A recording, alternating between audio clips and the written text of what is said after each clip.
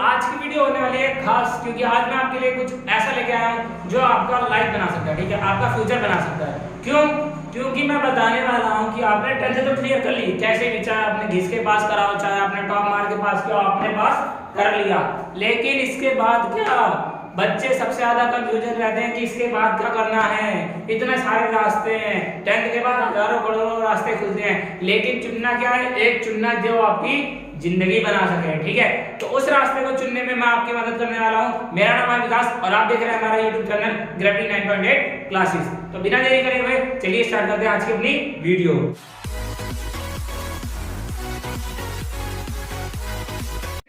इस वीडियो में मैं 3 तरीके के स्टूडेंट्स के बारे में बात करने वाला हूं, ठीक है। आप समझ गए होंगे कैसे वो 3 तरीके के स्टूडेंट, उस पे हम किस पे देखे जाएगा, उस पे कितनी उसकी परसेंटेज आई है, ठीक है, उसकी कितनी परसेंटेज आई है 10th क्लास में, उस पे डिपेंड करेगा कि उसे हमने किस कैटेगरी में बांटा है। 3 कैटेगरी है, कौन कौन से? पहला, जिन बच्चों के मान लीजिए एक तरीके से पास हुए हैं 33% से लेके मान लेते हैं 50% तक, ठीक है। तो पहली कैटेगरी ये होती है जिनकी 10th क्लास में आई है। दूसरी कैटेगरी मैंने कितना कहा? 50% से मान लेते हैं उसकी कितनी आई है? 80% आई है, ठीक है। ये हमारे एवरेज स्टूडेंट्स होते हैं। पहला जो सिर्फ घसपीट के पास हुए हैं, ठीक है, वो 33 से लेके 50% हो गए।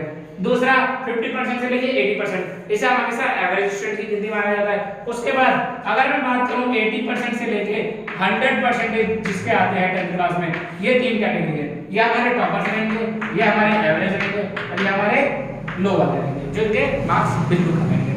तो इन तीनों के कैटेगरी के हिसाब से मैं आपको बताऊंगा कि फ्यूचर में आप किस तरीके से आप अपना डिसाइड करें गोल कि आपको आगे जाके सक्सेस जरूर मिले, ठीक है।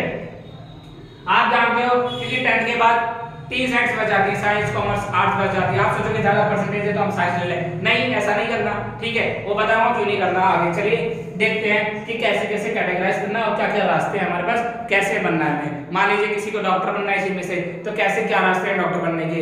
उसके बाद किसी को इंजीनियर बनना हो सकता है, किसी को पायलट बनना हो सकता है, हर तरीके का है। तो हर तरीके का एक एक करके देखते हैं कि इसमें क्या क्या फ्यूचर्स हैं आपके पास, आपके परसेंटेज के हिसाब से। क्योंकि आप सोचो आप लेके आओ 33 से 50% के बीच में लाओ, आप सोचो साइंस मिल जाए और मैं इंजीनियर बन जाऊं, तो क्या पॉसिबल है? नहीं आ रहा पॉसिबल। इसीलिए मैंने कैटेगराइज कर दिया है। तो देखते हैं कैसे कैसे स्टार्ट, ठीक। सबसे पहले 3 स्ट्रीम्स आते हैं हमारे पास, साइंस, कॉमर्स और आर्ट्स, ठीक है। तो हम सबसे पहले साइंस वालों की बात करेंगे, जिन बच्चों को साइंस की। आप देखोगे सबसे ज्यादा किसके लिए रहते हैं? साइंस के। क्यों? क्योंकि कहते हैं इनका फ्यूचर हमेशा ब्राइट रहता है। क्यों रहता है ब्राइट? क्योंकि इसमें सबसे ज्यादा रास्ते हैं। देखते हैं कैसे। यदि आपने 10th पास किया, ठीक है, 10th आपने पास आउट कर लिया, उसके बाद आपको करेंगे सेलेक्ट करने का रहेगा। आपने मान लीजिए साइंस ले लिया, आपके आगे 88% से अबव आ गए, आपने साइंस ले लिया। अब साइंस लेने का बेनिफिट क्या रहेगा? आप डॉक्टर बन सकते हो, ठीक है, इंजीनियर बन सकते हो, ठीक है, ऐसी बड़ी बड़ी पोस्टें आपको मिल सकती हैं, ठीक है। वो भी कैसे बनेगी? यदि आपने साइंस लिया, ठीक है, आपको पढ़ना क्या पसंद है? मैथ्स पसंद है, ठीक है, और आप चाहते हो डॉक्टर बनना, तो ये नहीं हो सकता। क्यों? क्योंकि डॉक्टर बनने के लिए हमें क्या पसंद होना चाहिए? बायोलॉजी। क्या? बायोलॉजी। तो इसी तरीके से अगर आपको मैथ पसंद है तो आप मैथ ही लो और आप किस में जाओ? इंजीनियरिंग में जाओ। जो सब्जेक्ट आपका बेस्ट है उसी में जाना है। ये नहीं कि मेरा दोस्त साइंस ले रहा है तो मैं भी साइंस लूं, नहीं। अगर आपको सोशल स्टडी आती है तो आपको क्या लेना है? आर्ट्स लेना ही है, ठीक है। क्यों? क्योंकि जिस सब्जेक्ट को आप पकड़ बना रखे हो, आपने जिस सब्जेक्ट में सबसे ज्यादा मार्क्स गेन कर रखे हैं, इसका मतलब तो यही कि वो सब्जेक्ट आपको आता है। इसका मतलब क्या? आपके अगर उतने मार्क्स आ सकते हैं तो आपको उस सब्जेक्ट में और कोई हरा नहीं सकता। तो आप ऐसी फील्ड में रहो ना जिसमें आपको कोई हरा नहीं सकता। अब आप सोचो कि आपके साइंस में नंबर ही नहीं है और आप साइंस लेने की सोचो, ऐसा कभी मुमकिन है क्या? नहीं है मुमकिन। तो आपको नहीं करना है, ऐसी गलती नहीं करना। खास करके 10th क्लास पास करते ही बच्चे क्या गलती करते हैं? वो अपने दोस्त को देखते हैं, अरे उसने आर्ट्स लिया, उसने कॉमर्स लिया, तो मैं भी ले लूंगा।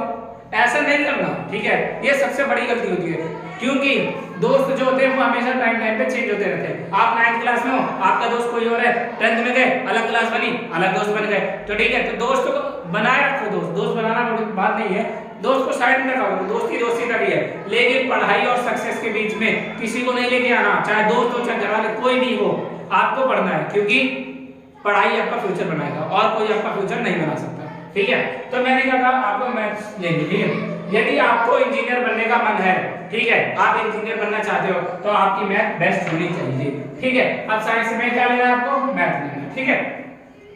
और अगर आपको क्या बनना है, डॉक्टरी बनना है, तो उसके लिए आपको क्या लेना है, बायोलॉजी लेना है, ठीक है। अब इसमें क्या क्या सब्जेक्ट होते हैं, वही साइंस रहता है। साइंस किसमें बढ़ गया, 3 टुकड़ों में बढ़ जाएगा। कौन कौन सी, फिजिक्स केमिस्ट्री मैथ, 3 बन, सॉरी फिजिक्स केमिस्ट्री बायोलॉजी बढ़ गया, और एक मैथ का हो गया, और इंग्लिश तो आपका कॉमन, ठीक है। तो इंग्लिश तो आपको रखनी ही रखनी है। अब बात करते हैं साइंस वालों की, ठीक है।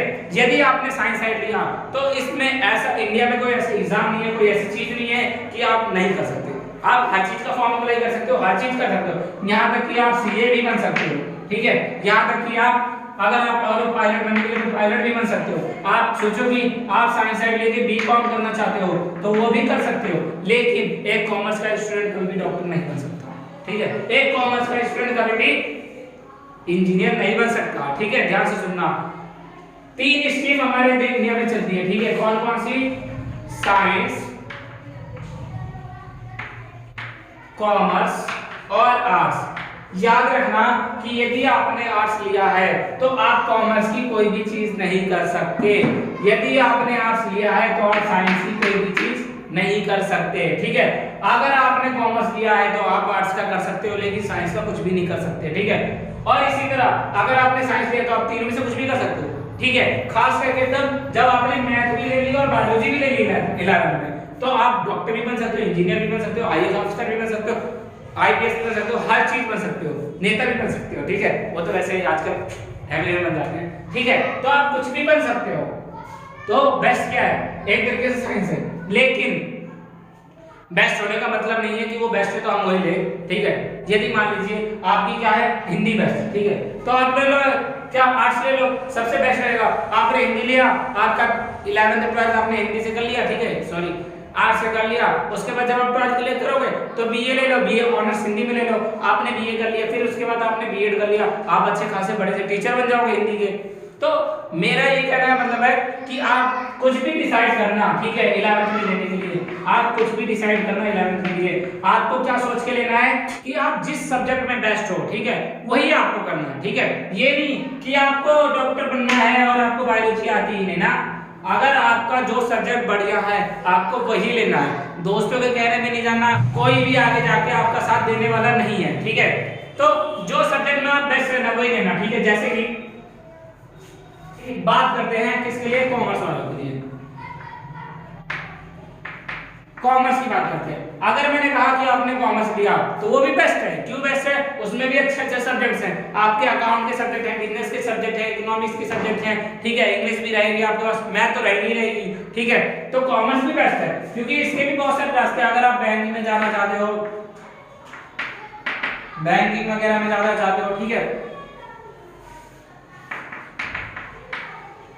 अकाउंटेंट में जाना चाहते हो, ठीक है, तो ये सब आप किससे बनोगे, कॉमर्स से करोगे, जिससे सीए कहते हैं, ठीक है, जो सबसे बड़ी मानी जाती है कॉमर्स की। तो ये सब सीए वाले ही, कॉमर्स वाले बनते हैं। अब आप सोचो कि मैं साइंस ले लूं, मैं सीए बन जाऊंगा, कैसे हो पाएगा, खुद सोचो। जिसने 11th और 12th इन दोनों क्लास में कॉमर्स पढ़ी है, ठीक है, और एक 11th और एक 12th में जिसने साइंस पढ़ी है, ये 2 तरीके के बच्चे हैं, ठीक है। क्या है, 2 तरीके के बच्चे हैं। अब बनना क्या है, सीए बनना है। बताओ, जिसने 2 साल पहले से कॉमर्स पढ़ी है वो ज्यादा इंटेलिजेंट होगा या ये ज्यादा इंटेलिजेंट होगा? कॉमर्स, जाहिर सी बात है ना, कॉमर्स वाला ज्यादा इंटेलिजेंट होगा। क्यों? क्योंकि उसने 2 साल और दिए हैं, किसमें, कॉमर्स में दे रखे हैं उसने पहले से टाइम, तो वो तो ज्यादा तेज रहेगा ना लिखने। तो इसीलिए आप जिस फील्ड में रहो, मैंने क्या यूज करा, फील्ड, आप जिस फील्ड में रहो उसी में रहना है आपको। क्यों? क्योंकि आप उसी में कुछ ना कुछ कर सकते हो। यदि यही बच्चा 11th 12th साइंस से करता, उसके बाद ये एमबीबीएस कर लेता, ठीक है, एमबीबीएस कर लेता या फिर इंजीनियरिंग कर लेता, ठीक है, ये दोनों चीज करता, तो क्या होता है इसका, इंजीनियरिंग का क्या बोलते हैं, इंजीनियरिंग बीटेक बोलते हैं, ठीक है। अगर इसने ये सब चीजें करी होती तो इसका भी अलग नाम होता। क्यों? क्योंकि अपने फील्ड में रखा है ना। तो आपको इतना याद रखना है कि आपको हमेशा अपने फील्ड में रहना है, चाहे आप कॉमर्स को, चाहे आप आर्ट्स को, चाहे आप साइंस को, तीनों स्ट्रीम बेस्ट है। कंफ्यूज नहीं होना कि क्या लेना मुझे, आपके परसेंटेज ज्यादा है, जिस सब्जेक्ट में ज्यादा मार्क्स है आप वही लेना। यदि आपके साइंस में ज्यादा है, मैथ में ज्यादा है, इंग्लिश में ज्यादा है, तो आप क्या लेना, साइंस साइड लेना, ठीक है। यदि आपके परसेंटेज ज्यादा है लेकिन आपको बनने का मन है अकाउंटेंट, तो आप क्या लोगे? कॉमर्स लेना। कोई दिखावटी नहीं करना, कोई आपका साथ देने नहीं आएगा, ठीक है, सिर्फ आपकी पढ़ाई आपका साथ देगा। तो हमेशा इतना ध्यान में रखना, आप सेलेक्ट करने से पहले आप सेलेक्ट करोगे कि आपको क्या लेना है 11th में, तो मेरी बात ध्यान रखना, क्या जो आपका बेस्ट है, जिस चीज में आप बेस्ट कर सकते हो, जिस चीज में आपको कोई हरा नहीं सकता, आपको वही करना है, आपको वही करना है और आपको उसी में आगे बढ़ना है। क्यों? अगर ये बंदा मान लीजिए साइंस साइड ले लेता है, उसको बनने का मन था सीए, उसका सारा सब्जेक्ट सीए में था, मतलब उसका अकाउंट मतलब कॉमर्स के सब्जेक्ट ज्यादा बेस्ट थे, लेकिन अब वो सोच रहा है कि मैं साइंस साइड ले रखी थी उस बंदे ने मान लो, और इसने सोचा कि मुझे साइंस साइड लेके कॉमर्स का सीए बनना है। अब एक स्टूडेंट था साइंस का, उसने डॉक्टर बना, और एक जो सीए का बनने की तरह है, क्या इसका सीए का एग्जाम क्लियर होगा? नहीं होगा ना। क्यों नहीं होगा? क्योंकि इसने कभी पढ़ाई नहीं है, तो उसका कहां से सीए का एग्जाम क्लियर हो जाएगा?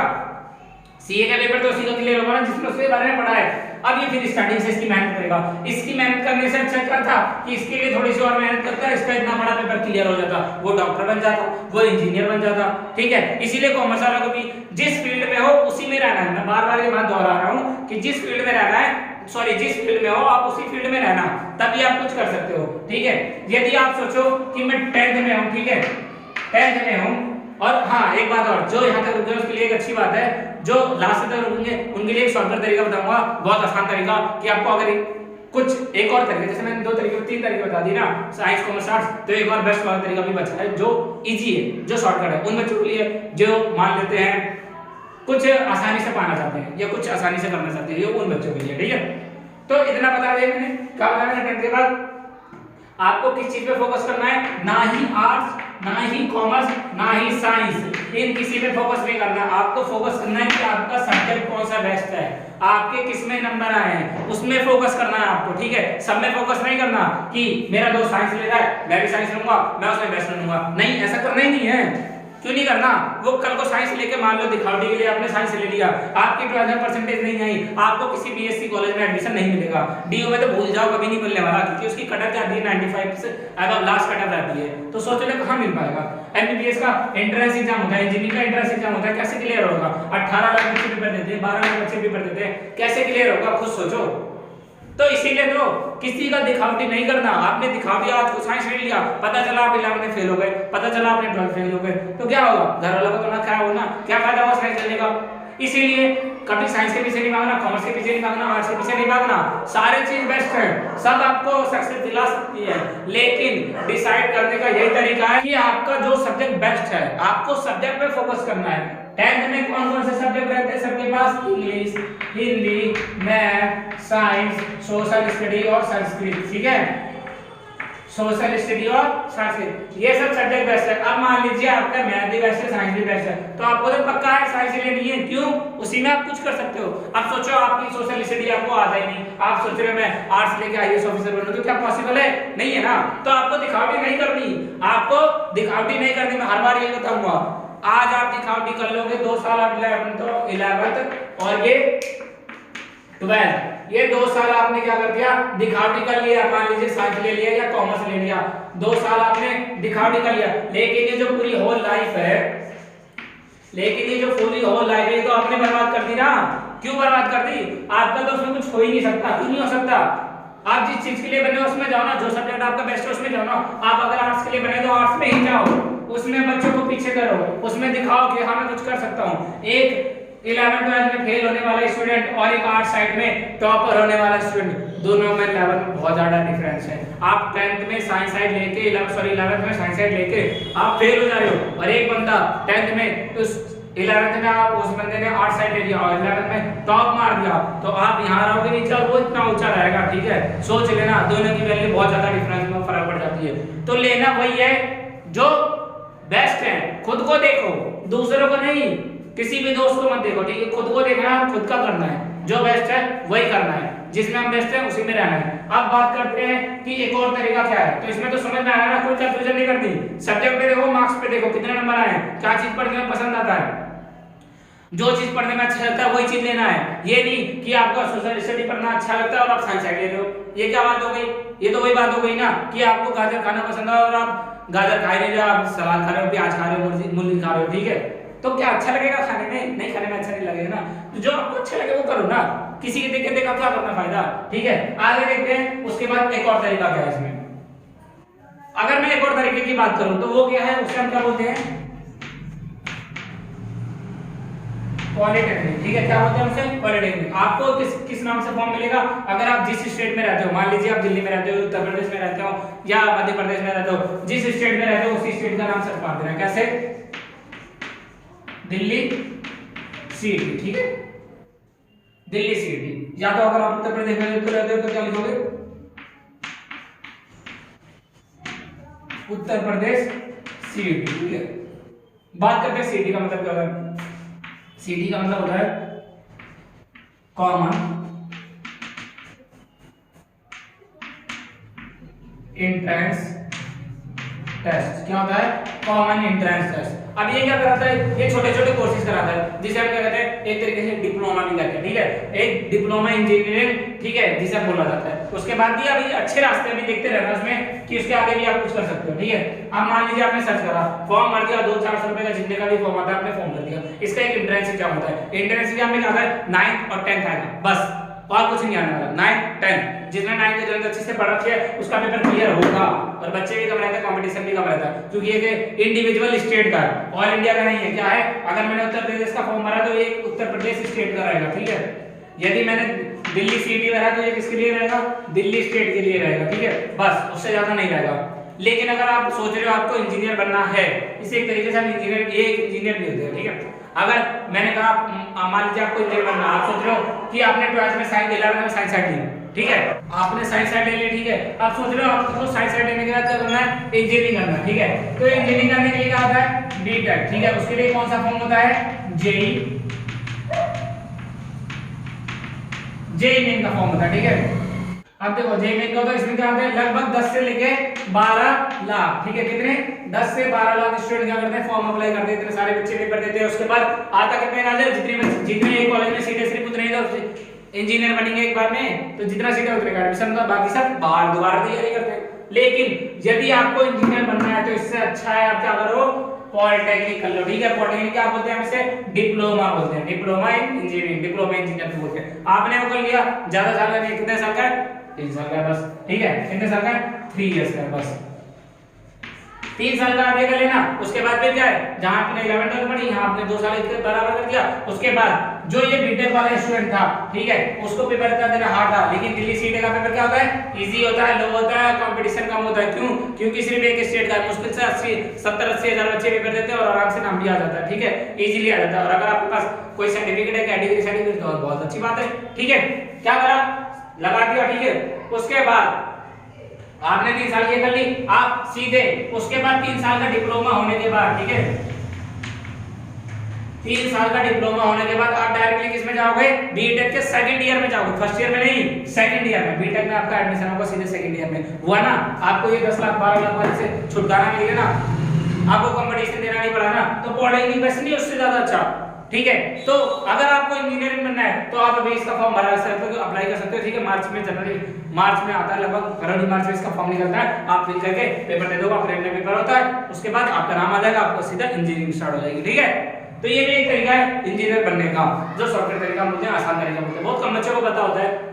और यदि आपको लगता है कि मैंने बहुत तेजी में बोल दिया, स्पीड मेरी तेज रहो ना, तो YouTube पे तो आप जानते ही हो कि स्पीड हम स्लो कर सकते हैं। और अगर किसी बच्चे को लगाओ कि मैंने स्लो बोला है तो वो स्पीड तेज कर सकता है, ठीक है। तो स्पीड पे मत जाना, जो मैंने कहा है कंटेंट उस पे ध्यान देना, ठीक है। आप स्पीड तो अपने आप से अरेंज कर सकते हैं, YouTube में इतनी फैसिलिटी है ये, ठीक है।